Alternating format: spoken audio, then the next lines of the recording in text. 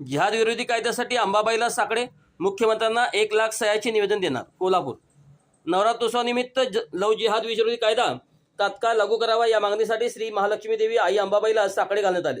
उत्तर प्रदेश, गुजरात, राजस्थानप्रमाणे महाराष्ट्रातही कठोर कायदा व्हावा यासाठी कोल्हापूर जिल्ह्यात 1 लाख स्वाक्षऱ्या गोळा करून मुख्यमंत्री यांना निवेदन सादर करण्यात येणार आहे.